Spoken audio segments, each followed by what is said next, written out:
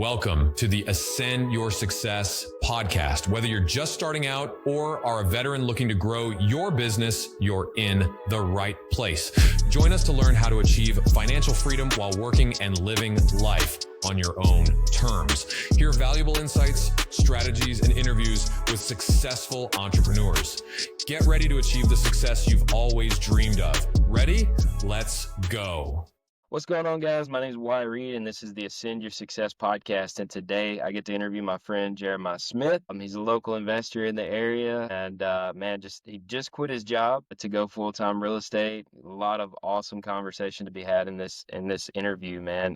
Can you introduce yourself? I'm terrible with introductions, so can you introduce yourself and tell us who you are, what you do? Yeah, of course, Wyatt. And just good morning and thank you. Appreciate the opportunity to come in here and talk with you. As Wyatt said, I'm Jeremiah Smith. I'm a Pennsylvania native, but I think for the last 16 years, I've lived south of the Mason-Dixon line. And so I guess I consider myself a resident Yankee, between Florida, Texas, and now Alabama. So I spent the last, give or take, 25 years in security and risk management of some form and fashion, while working a lot of odd jobs along the way, but that's predominantly kind of been a career path for me. And then I have my beautiful wife, Amanda. We just celebrated our 13th wedding anniversary, and we got our 6.5-year-old daughter, Kinsley. And we're right here in Northeast Alabama. I'm trying to make it happen, doing deals. Man, I love it. I love it. So what got you into the real estate side of things? Yeah, I get that I get that question often, and I ask myself that. It kind of goes back, I guess, when my wife and I first met. We were down in Texas. We got married in Florida, and then very quickly moved to Texas for a job opportunity. And we found ourselves buying a house that needed some TLC. And through that process, we organically just started to enjoy kind of the house fixer-upper stuff. And this is back in that era when like Chip and Joanna Gaines were like the only like OGs on HGTV doing fixer-upper. And they Right. were right there in Texas, so it resonated with us. So we're like watching what they do in their style, and we're like, well, let's do that to our house. And of course, one leads to two, two leads to three. And with that kind of on the inside, get a little more personal right out of the gate here. I always felt, though I was blessed to have the career path that I did, there was always something tugging at me, like there was something more out there, something different. Mm. While I feel that I was relatively decent at what I did, and it paid well, paid the bills, I just felt like there was more. I will tell you why. Back then, I didn't see this coming. We're going back like, 2013, 14. But yeah, so we just kind of organically started to do this like little house hacking thing. And it really wasn't, I think, until we got here to Alabama. I don't know. I just things started popping up. Sometimes the Lord just puts things in front of you and it weighs on your heart. And you're like, well, let me look at this. Let me read this. Let me go meet that person. And one thing led to another. And next thing you know, we're in a real estate group. And that was the bigger pockets. I think a lot of people start there. They kind of just pick that scab and jump in there and connect with people to learn and listen. And then, man, it just kind of blew the lid off from there once we started finding these Facebook groups and some of these private coaching groups. And we started really educating ourselves along the way to where we started doing deals that weren't houses that we lived in. Yeah, man. I totally align with what you were saying as far as there was always something more. Like when I worked in the factory, like even when I was there, like I knew there was something else. Like I had made it to where I thought I wanted to be in life. Like I was an engineer, I had a salary, my wife had a great job, we had great income coming in, we had a new house, we had the cars, we had everything at a young age that we thought that we wanted in life. And I was like, man, I don't want to do this for the rest of my life. There's got to be something more out there. And I'm sure most people who are going to be listening to this are either dealing with this or have dealt with it in the past. What action, I mean, obviously it sounded like you got in and you just really started on your own. Bigger pockets helps.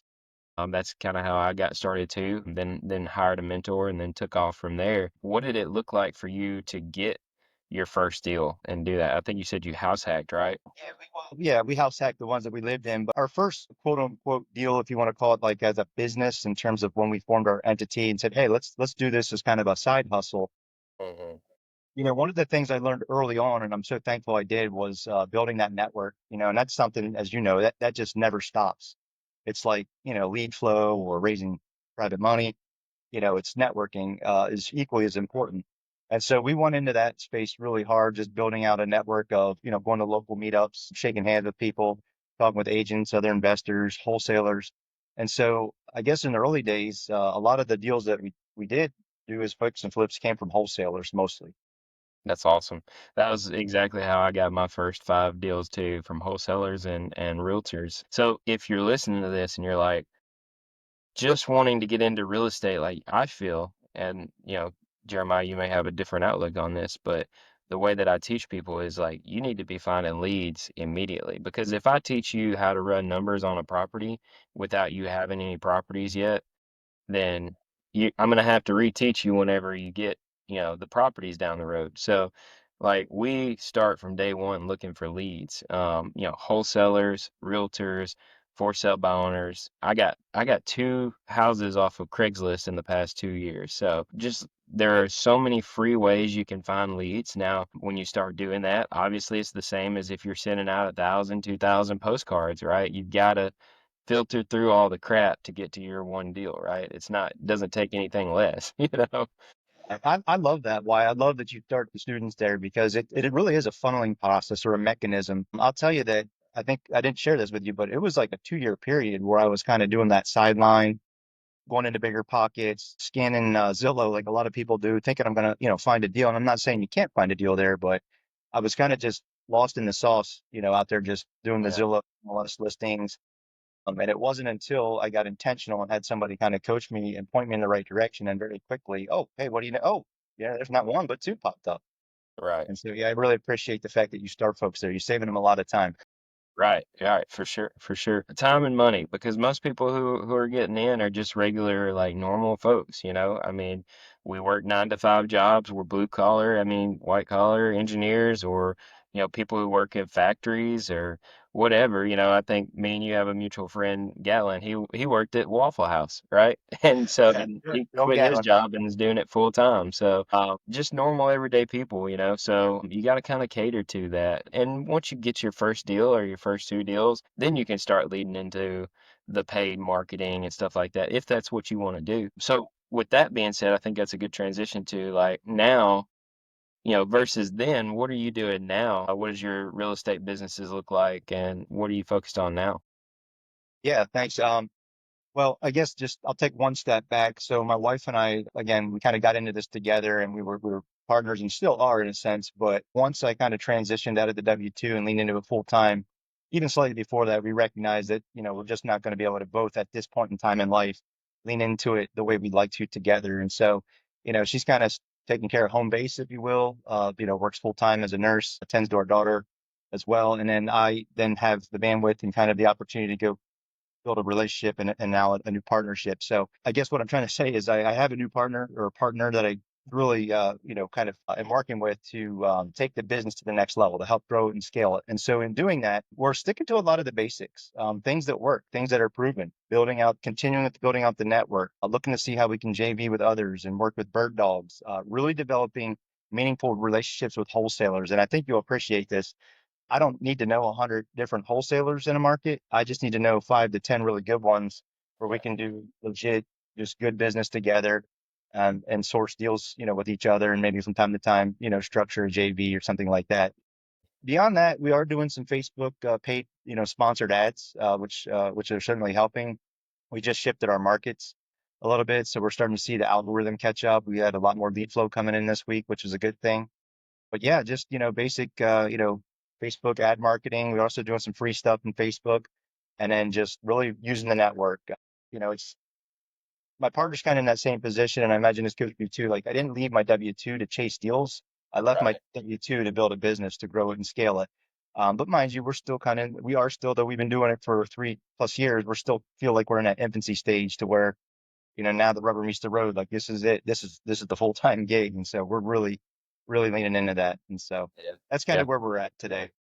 Dude, I mean, I'll tell you this, and everybody who's listening, like I've got 8 projects going right now, and all of them have come from wholesalers and people that I've built network with, a couple of realtors. So like I'm like you, I'm focusing back on the basics. There's not a lot of market spin with that stuff, but when you're in these small markets, when I first got started, I was like, oh, I need to do this, I need to do that, I need to do this. And then as I started doing that and I started building relationships with people, I met these small local investors who seem to always have deals coming into them, but they're not, they're like, oh no, we're just doing it by our, people know that we do what we do, And I'm like, man, if it was that easy, I should be doing that. But I'm over here sending out thousands of postcards and texts and this, that, and the other. And these guys are just rolling. And I'm like, there's something to this. So we still do paid marketing and stuff like that. But I've kind of like what you said, kind of gone back to the basics. And dude, it blew up. Like you said, kind of like the Lord's just like placing them in our lap. It's being faithful to what we've been called to do, and being good stewards. I think that's where the blessing lies. Yeah. I appreciate the fact that sometimes we make these assumptions, that everybody's, maybe operating at a higher level or they're already tied to some, organization. Same thing too, what do they say? Every once in a while, a blind squirrel still finds a nut, right? I find that I'm bumping into more and more people that are independently just trying to turn a couple of deals. Maybe they're kind of new with the whole, I left my W-2 and I'm trying to be an entrepreneur or a real estate investor. And those are wonderful opportunities to, when you get to meet somebody like that early on in the journey, to kind of help them along and let them know kind of what you're looking for and kind of coach them a little bit. We're finding too that there's a lot of folks too that they'll go after deals that are property, but it's predominantly from a cash perspective. And that doesn't always work for the seller, right? The seller might have some unique situation or some kind of an issue, or we might consider a kind of a pain point in life. And so that gives us an opportunity to kind of coach them on how to maybe offer terms or some kind of a term solution around what the seller's dealing with so that it becomes a win-win scenario for both parties. And that's probably the biggest joy I get out of doing this. And that's even whether we buy the property or not, is just really digging in to find out what is the issue there, and bringing somebody else along for that ride and teaching them how to do that. And that goes just a long way, kind of talks to that, building that meaningful relationship to where now they are going to look at you for kind of their first stop when they run into a scenario like that to maybe bring you that deal offering. Yeah, man, I'm glad you brought that up. That's a whole we could do a whole nother podcast episode on terms and financing and stuff like that. But just for you guys listening, and this is I tell people this all the time because I have discovery calls with people all the time who are trying to wholesale, and that's all they feel like they think they can do. And I'm just like, look, you're out here throwing out a bunch of cash offers, lowball cash offers. I'm gonna be able to beat you every time because I anchor with my cash offer, and then I go for a seller finance deal or a novation, or I have two or three other offers that I can go up 30, $40,000 on your lowball cash offer because I know, I know the things that I know. And so I always tell people like have an open mind and be able to listen and solve problems and create more win-win situations. Don't just throw out lowball cash offers all day long, because that's what you'll be known for. And I want to be known for being a well-rounded investor who knows how to listen, knows how to create win-win situations that actually those situations are usually more profitable anyways, right? Yeah. We're in the midst of one right now, Wyatt, that falls right into what we're talking about. It's a couple in North Huntsville. And they are specifically looking for an investor that can buy on terms. I mean, they I guess they're retired landlords, so they understand it. But their number one, I guess, concern is the tax strategy. And so they actually asked us to come with kind of an option A, B, and C as far as a terms deal so that they can go take it to their accountant and sit down and determine which one is going to best suit them for their tax strategy in 2025. Mm, And man, that's just a good feeling. I mean, that's an easy conversation of finding just like what works for them, what works for us, and then we move forward with closing the deal. yeah. I love it. You can Kind of you can brings it get home. around banks. Yeah, you can get around banks and you can get around hard money lenders. You save a lot. You save thousands of dollars by creating term deals. So that's what I say. That's my main bread and butter. Like I want you to be a well-rounded investor, but I want you to be have a portfolio where you're the bank and not the landlord, right? Yeah, heck yeah, man. Well, let's get we got a little bit of time left. Me and you have started to transition a little bit in our businesses to more capital raising. Can you talk on that a little bit? What you've seen and kind of why you've started to transition into that? Yeah, sure thing. It goes back, I think, I'd say maybe like the last 6 months when I knew there was runway here to, putting in my resignation and kind of turning off the 25-year career. I started thinking to myself, I'm still working a full-time W-2, so my time allocation the real estate was still minimal to where I'd like it to be. And I thought, what do we hear all the time? And what are the two things you got to have in your business, right? Are leads and capital. And I thought, well, again, I built the network. I'm not saying I had a strong lead flow at that time, but I knew the people, and I continued to grow that because I can do that around a W-2. I can slip away and, make that work. But raising capital was a uniquely different challenge. But I realized very quickly that, hey, I'm not going to have a W-2 in most likely 6 months. And full transparency, I was really heavily contingent on that because I used a lot of bank money. And that's a good feeling to be able to walk into a small town bank, build a relationship with them, and then go leverage construction loans over and over again for your fix and flips. But Hmm. I realized, hey, this well might dry up here pretty soon, so I got to step outside of my box and go look for other money. And so coincidentally, while I was kind of in that little season of transition there was an opportunity. There was a girl by the name of Amber McCullough, who's in one of the groups I follow. And she, 2 years ago, I don't think she was really very active at all in real estate. And just in the last year or so, she raised, over $10 million herself in private money for commercial deals. And I thought, well, that's fascinating. And so she was kind enough to actually do a course, a little class over a 4-week period. And at its core, it was really about just relationships. It was about building meaningful relationships with people, trust, and understanding kind of what their emotional ties are to money and how they relate to it. And so that really kind of helped build my confidence in how I talk to people. I don't know how often do we talk, or you hear people talk, they call it their elevator pitch, where they're like, hey, how would you like to make XYZ return, backed by real estate. And while that's still effective and meaningful, there's a lot more to it than that, right? It's trust, it's value, it's bringing an opportunity to somebody as a lender. And so once that kind of sank in, and I realized, okay, that's really the angle I need to come from. Again, the Lord just started putting people in front of me that were like, hey, you're still doing that real estate thing. Got a little money, like to see if you could do something with it. And so my capital raising up to this point's been, I don't want to jinx it here, but I don't want to say it's been easy, but Right. I think I've had more people come to me than me actually go to them, just based on kind of knowing who I am as far as a character, what we do in our business, and how we're doing it. And so now I realize I'll have to go outside of that little comfort box that I'm in right now, but it's just been a blessing to raise capital the way I have, again, kind of a relationship first approach. Yeah, yeah, no, I agree. I think it makes it way easier. We got cut off. I think we were at like 1.3 with hard money, and they were like, "Hey, we can't give you anymore." And I was like, "Well, I still got deals, And we had refinances coming up and everything like that. Like we were chucking along, but um, it was crazy. I was like complaining to a friend of mine about it, and he was like, "Well, I have $100,000 if you want to, buy this deal." And I was like, "Well, that was easy." And so that was the catalyst for me. I was like, "Man, if it's this easy, and it's not always that easy, but." I think like in the last 3 months we've started raising money. We're close to 1 million raised, and it's because all of the people who I've raised it from know me and they've had a relationship with me over the past 3, 6 years. And they trust what I do and they see what I do all the time. And that's kind of what we were talking about earlier was that whole branding thing. So yeah, it's a game changer. Right out the gate, you may not be able to raise that much money by not having a network or not even doing a deal yet. I partnered with one of my buddies one time and got a bridge loan from him. But you know, we're in groups, we're both in groups, masterminds, coaching, where we can lean on and utilize their resources too.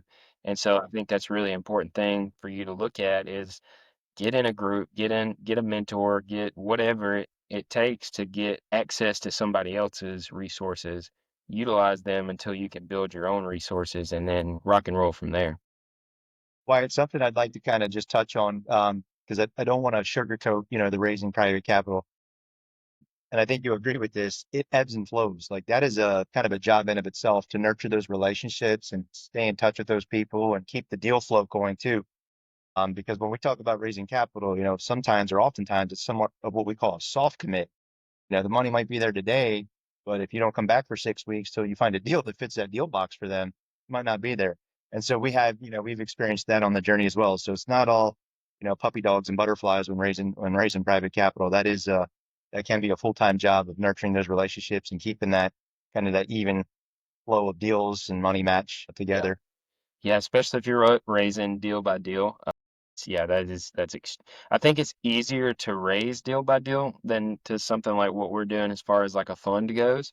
Because you literally have, hey, here's the deal, here's what you're gonna make. This is it. Whereas, what I'm raising for the 506c, and it's like, hey, take your retirement and put it with us so we can give you a better return on your money, right? So it's just different. But you're right. I have a list of people that I had soft offers on, and they were like, "Yeah, that sounds great. Let me know when you're ready to rock and roll." And we spent like months getting this fund ready because you have to, comply with SEC and do everything like that. And then when we finally got it, they were like, "Well, I don't know about it now." I'm like, Yeah. well, why'd you get my hopes up? You sent me through an emotional roller coaster. But yeah, you should always be trying to talk to people about raising capital, and you should always be like trying to find more houses, right? That's our two major things. So Be let me just open-minded ask you a about it question. too. Go ahead, sorry. I was just saying, and be open-minded about it. Don't ever dismiss anybody in the room. You don't know who's who and what's going on in their world. I've been Right. surprised many times. It's humbled me a few times. Yeah, yeah, for sure, for sure. So we're up on time. I got a couple of questions I want to ask you. Number one, how long did it take when you started your first deal to when you quit your job? How long did that take you? Man, we're looking at about almost exactly a 3-year period. Yeah, it's Wow. been Okay. 3 years from when I put my first LLC together, did my first fix and flip to leave my job. Almost exactly 3 years to the date. Yeah. Yeah, that's awesome. What advice do you have to people who are wanting to do that exact thing? Yeah, just stick to the basics, build out a roadmap, and just, kind of look at where you want to go. I think a lot of times people dive into it, don't really have a plan, and within reason, of course, but just, look at where it is you want to go and what is it you want to do, and, spend time in those groups and in those camps, kind of looking at what's what and what's not. I know I suffered with shiny object syndrome for probably the first 2 years, which is probably what Yeah. delayed me in making the move, right? Yeah. But once I realized what my two swim lanes were, it just kind of came to fruition. It just came a lot easier. But and then I know too, a lot of times I do want to touch on this real quick. If you have a partner or spouse, try to invite them in. I don't expect them to be as equally as excited about what it is you want to do and why you want to do it, but at least open it up to them. Have some conversations from time to time and dedicated time around it. And because if you don't have that level of support, it is just that much harder. And I feel blessed and I'm very fortunate. My wife jumped in with me. She gets it. She understands it. And though she's not beside me day by day in it, she knows what's going on, and it's made it a lot easier that I don't have, somebody distracting me, kind of pull me back saying, why are you doing that? Hey, that seems risky. And so I know that can be a challenge for a lot of people. So don't discard that as part of your plan. If you have, intentions or this feeling like, hey, I want to make that move too. I've been thinking about it. We'll start putting some of that thought into action and start having intentional conversations with your loved ones and let them know kind of where you're at and what it is you want to do. Yeah, no, I agree 100%. Too often we see people come to us and they're like, "I want to make $1 million," or "Oh, I want to have 100 houses," and it's like, "Okay, well, what are you doing now?" And it's like, "Oh, well, I don't know. I just want that, right?" And I'm like, "Okay, well, let's make some manageable milestones. Like, what's Yeah. your income right now at your job? Okay, let's replace that first. Let's hit that milestone. Let's win there. What are your expenses? Are you taking care of that 3 to 6 months worth of a hedge just in case something happens, and let's hit that milestone. Okay, now now let's think about getting out of your job. Like, let's have a plan in place and don't just say I want $1 million. Why do you even want $1 million? Like, Yeah. what are you gonna do Yeah. with it? I'm a firm believer in God's not gonna give it to you unless you're prepared for it. Amen to that. Yeah. Yeah, I love that advice. That's great advice that you're giving because if you don't have here and now money, you're going to be immediately distracted, trying to keep up, chasing deals so you can pay the bills and put groceries on the, food on the table, as opposed to building a business. And so that's excellent advice you're giving your students, Wyatt. For sure, for sure. Well, how can people get a hold of you? How can they talk to you, ask you questions, pick your brain, and take you out to lunch, right? Yeah, I love it. Yeah, I'll give the number that we have for the business line. It's 423-301-0333. Always happy to take the call from anybody and have a conversation around it. And as far as finding us on Facebook, you can find us under Jeremiah and Amanda, the home building, or excuse me, home buying team. It's our Facebook page. Again, it's Jeremiah and Amanda, the home buying team. And we're right here in Northeast Alabama. Well, y'all check it out and follow him. He puts out a lot of great content. Very wise, man. I always love having conversations with you. We we just met in person at an event in Atlanta, and man, we talked a couple times and we talked for a minute. So yeah, it's always good to have good conversation with kingdom-minded business people. So I love it, man. I appreciate it, man. Thank you so much for being on. If you guys heard anything that you were like, man, I'd like to know how they did this, or man, I'd love to do that, then just go to ascendyoursuccess.com. We'd love to have a conversation with you. You'll talk to me personally. And until next time, we'll see you guys later. All right, thanks.